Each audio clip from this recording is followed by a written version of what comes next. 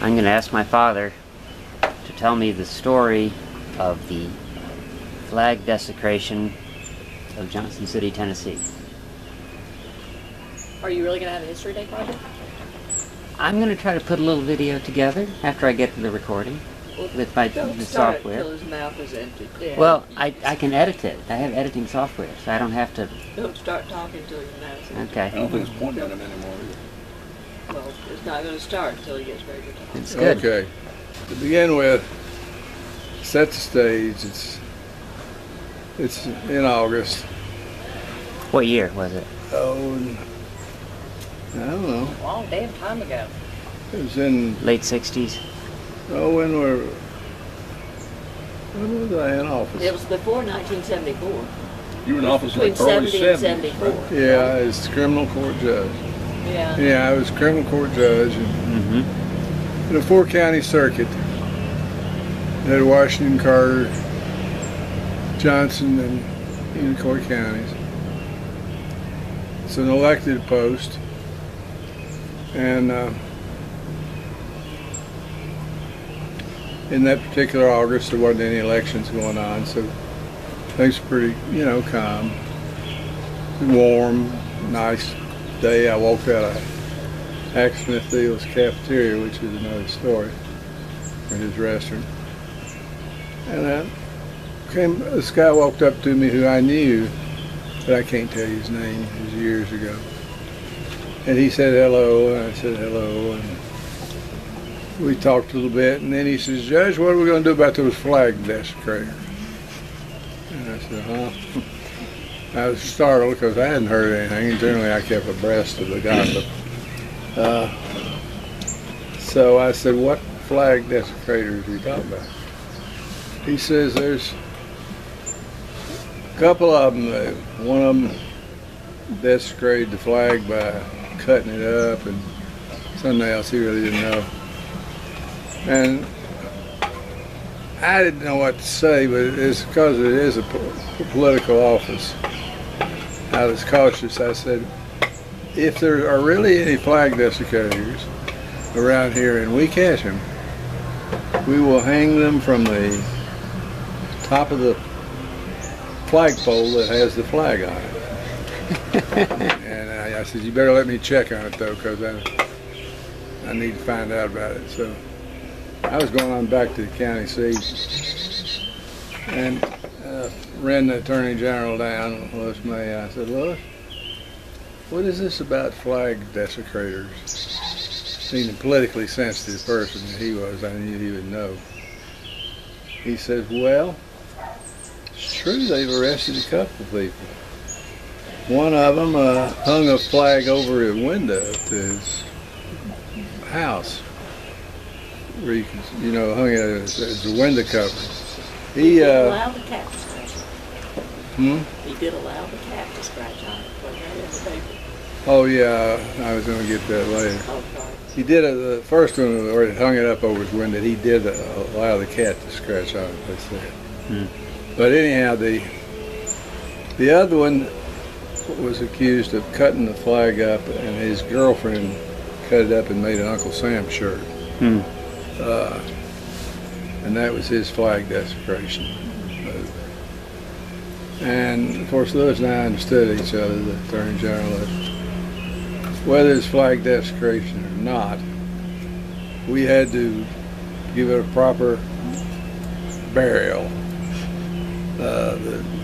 or give it a proper handling so everybody would be happy and think that we had upheld the flag, A little bit later, I get the full, complete, detailed story.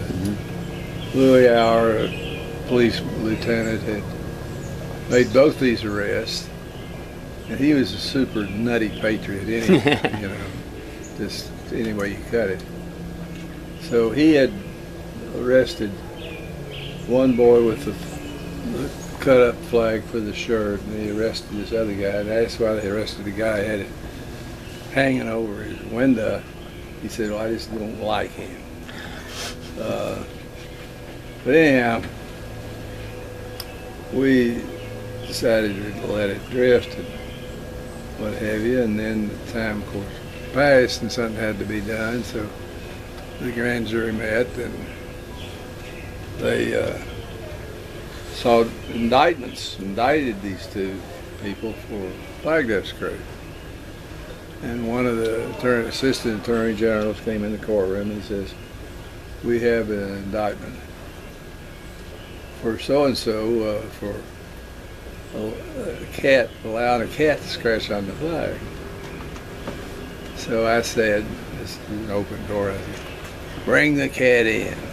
And of course, this was His best line. my best line because these were hippie people, you know. So, well, the attorney general, assistant attorney general, he played along with it. He said, "Well, it wasn't. It's a cat. It's not Not a hep cat. It's not a hip cat." You know, where's that? Then the other one, whose girlfriend had cut up the flag. He said he just had the girlfriend make the shirt because he liked the flag.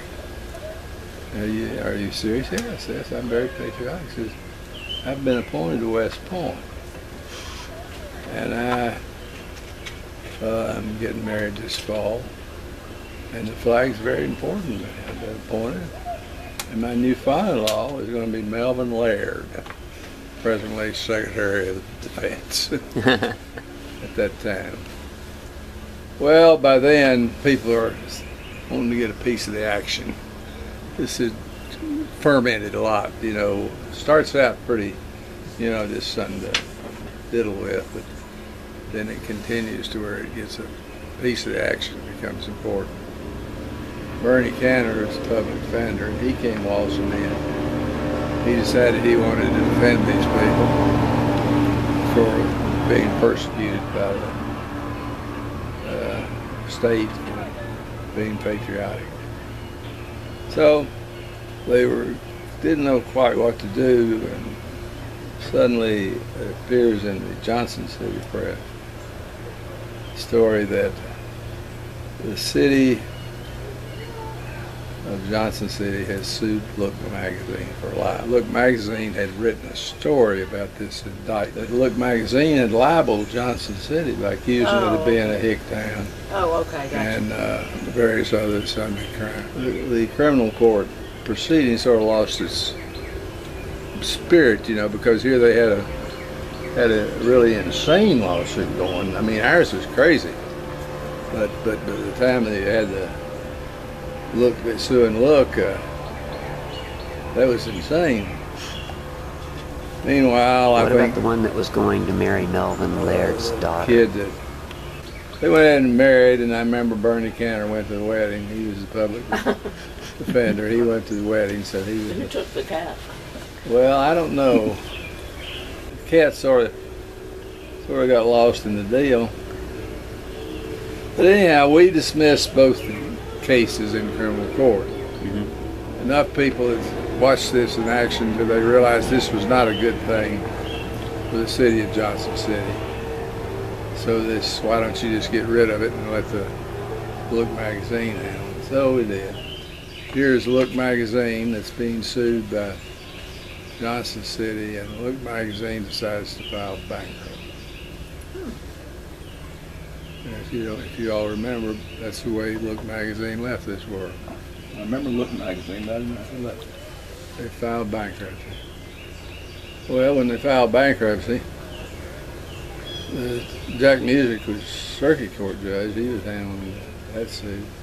So he had to write a pretty involved opinion explaining why Johnson City couldn't sue Look. Yeah, that's right. Because they didn't have standing. And I decided that Johnson City had no character to be defamed. So, nobody thought that was very funny. Didn't so. someone think that the Johnson City had put Look magazine out of business? The legend sort of started that. No, it wasn't a legend, it was a rumor. Yeah. I started that one. Well, there's the word around. Mm. I ought to know because I was there. That's a good story, Dad. Thanks. Hey, while I have the camera going, could you Do you happen to remember the story of having to participate in war games when you were doing officer training? Oh God.